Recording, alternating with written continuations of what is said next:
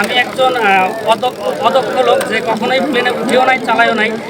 এরকম একজন অদক্ষ লোক হয়েও এটাকে আমি সুন্দরভাবে ব্যালেন্স করতে পারি। অদম্য ইচ্ছাশক্তি আর কঠোর পরিশ্রম যে অসম্ভবকে সম্ভব করতে পারে তার বাস্তব উদাহরণ মানিকগঞ্জের তরুণ জুলহাস।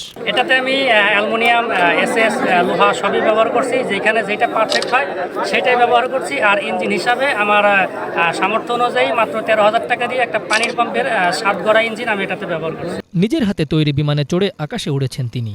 এ যেন বাংলাদেশের প্রযুক্তি উদ্ভাবনের নতুন এক দিগন্ত। মানিকগঞ্জের শিবালয় উপজেলার ৬০ ঘর এলাকার জলিল মোল্লার ছেলে জুলহাসের শৈশব থেকেই বিজ্ঞান ও প্রযুক্তির প্রতি ঝোঁক ছিল। ২০২১ সালে প্রথমবারের মতো রিমোট কন্ট্রোল প্লেন দেখার পর তার মধ্যে জন্ম নেয় নিজের হাতে প্লেন বানানোর স্বপ্ন।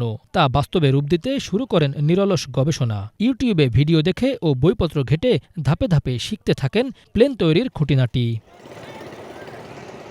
প্রয়োজনীয় যন্ত্রাংশ সংগ্রহ, নকশা তৈরি, কাঠামো সাজানো সবকিছু একাই করেছেন তিনি। দীর্ঘ প্রচেষ্টার পর অবশেষে সেই স্বপ্ন সত্যি হয়। সম্প্রতি নিজের হাতে তৈরি সেই প্লেনে চড়ে পরীক্ষামূলকভাবে ২৫ ফুট উচ্চতায় উঠতে সক্ষম হয়েছেন এই তরুণ।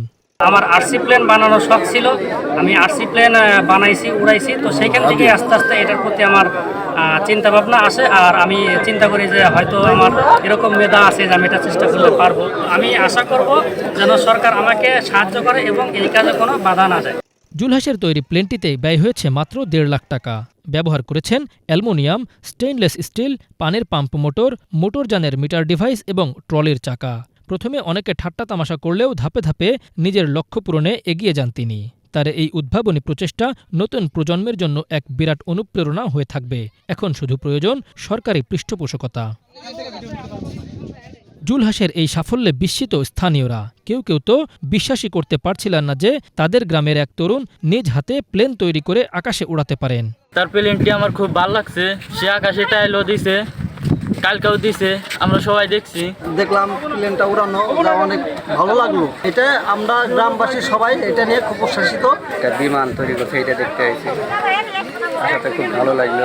উপরে উঠছে, বহুত উপরে উঠছে, আবার নিচে নামে, খুব সুন্দর, খুব ভালো। জুলহাসের স্বাস্থ্য ভাই গত ২ বছর ধরে এই জায়গায় সাহায্য করতেছি আর কি, টাকা পয়সা দিয়ে না, মানে আনা নেওয়া আর কি, এটা সেট করা করা, মানে হেল্পার হিসেবে আর কি অনেক কিছুই, মানে যতটুকু সাহায্য করা দরকার ইতিমধ্যে মানিকগঞ্জে জেলা প্রশাসক ড মনোয়ার হোসেন মোল্লা ঘটনাস্থল পরিদর্শন করেছেন এবং জুলহাসের উদ্ভাবনে সার্বিক সহযোগিতার আশ্বাস দিয়েছেন। যারা এভিয়েশন নিয়ে কাজ করে, বিশেষ করে বুয়েটের বা অন্য আমাদের যে কারিগরি বিশ্ববিদ্যালয়গুলো আছে, সরকারের যে এভিয়েশন ইউনিভার্সিটি আছে, এই জায়গায় যারা এভিয়েশন নিয়ে গবেষণা করে, পাশাপাশি আমাদের বিমান বাহিনীর কর্মকর্তাগণ এই বিষয় নিয়ে গবেষণা করে, তাদের সাথে ওনার যোগাযোগ ঘটাই দিতে পারলে যাতে এই বিষয়টা কমার্শিয়ালি উৎপাদন করা বাংলাদেশের পক্ষে সম্ভব হয়, সেই চেষ্টা আমাদের থাকবে। স্বপ্নবাজ এমন তরুণদের পেছনে বিনিয়োগ করলে দেশের এই মেধাকে আরও শানিত করা সম্ভব বলে মনে করছেন স্থানীয়রা। Banglavision news desk.